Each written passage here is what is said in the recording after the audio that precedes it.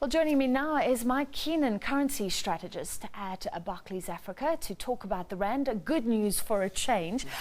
What's happening in terms of local factors versus global factors, especially the US? Sure. Well, I think we've first got to take a step back and just remember how badly the rand performed in the previous few years. It's really been a beaten up currency. So, it stands also to reason that at some point all the bad news of the past was going to be priced in and the currency was going to make some kind of recovery.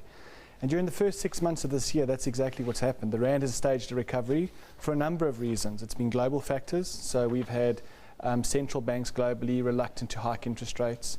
That's meant that people have gone hunting for yield wherever they can get it, especially if you consider that more than half of the global bond market is giving you a yield of only 1%. A third of it is giving you a negative yield. So South Africa has benefited from that regard because the central bank has been hiking interest rates for some time now. So the yield differential, also the commodity sort of complex has played in our favour. We've had oil prices, which is the stuff we import, going lower, and the stuff that we export, the precious metals, the minerals, those prices have all been going higher. So those have been the global factors. Domestically, there's also been signs that the fundamentals are starting to turn the corner. The Reserve Bank mentioned at its MPC statement that perhaps growth had bottomed. There's still challenges to growth, but what I'm particularly encouraged from a rand perspective is that we're starting to see improvements on the twin deficits. So the fiscal balance is improving, the trade numbers are starting to get better. So all of those factors, I think, have given the rand, a lot of benefit during the first half of this year. And now the latest bit of strength has come through from the elections. Does this all mean we could avoid that recession this year, possibly avoid the downgrade? Things are looking up.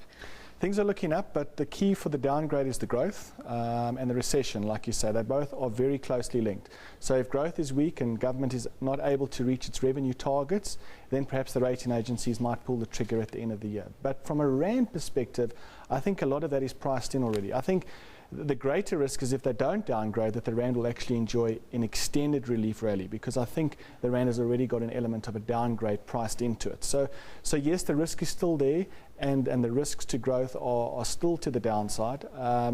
But if growth improves, then we could escape a downgrade, yes. Okay, so the election you mentioned as just one of the factors then. How important and what's happening? Because there was speculation before that maybe there would be signs that Jacob Zuma and executive members could be ejected. Some of the investment community wanted that.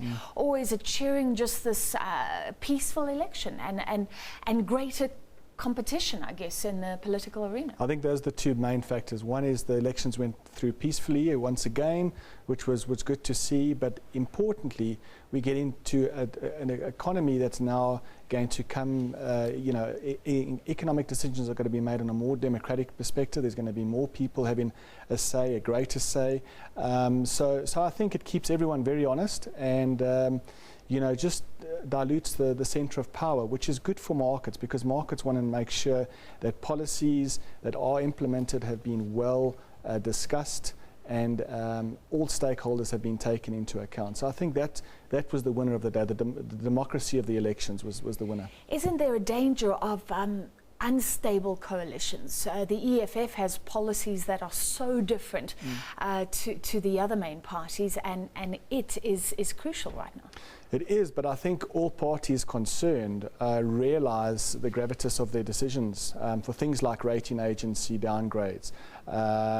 We probably are going to see a lot of people coming together now rather than going apart to try and make sure that the economy does heal, that we do get back on track.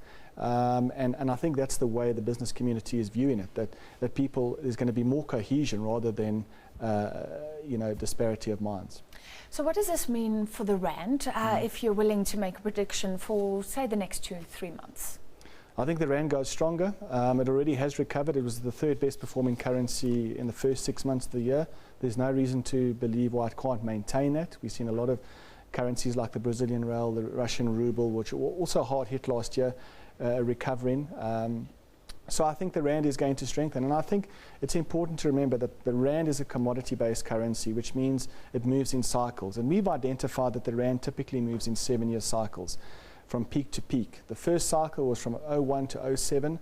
The second cycle was from sort of 2008 to the beginning of this year. I think we're now in a bullish cycle for the rand, and I think that the rand is going to continue to strengthen. On a purchasing power parity, it's fairly valued at around 10.5. I don't see any reason why it can't get there in the next 2 years.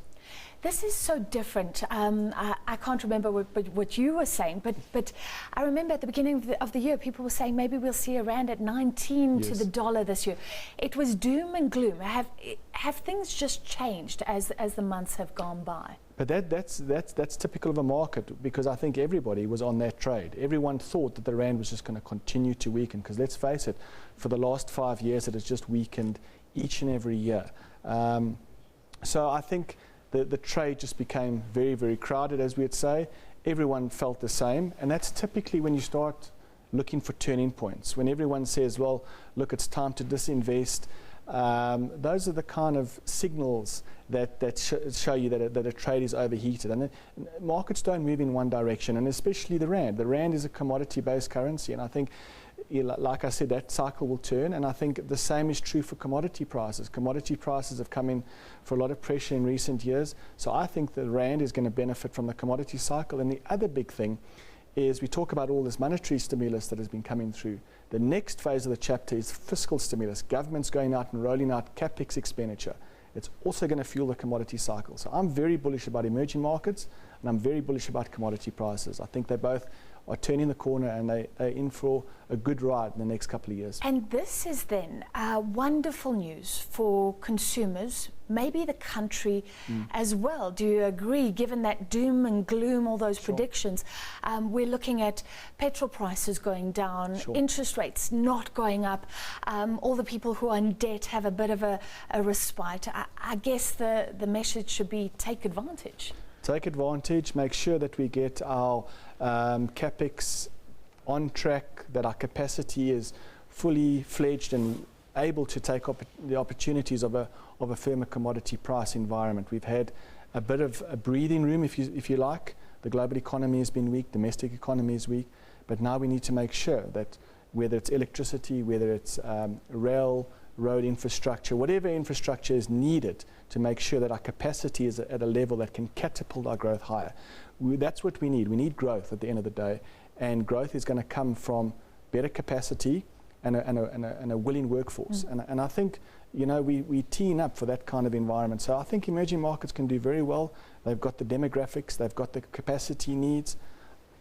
I can go on, but I really think that emerging markets are in a good space here. Well, I've loved this discussion, and may it be so. Thank you very much, Mike Keenan, currency strategist at Barclays Africa.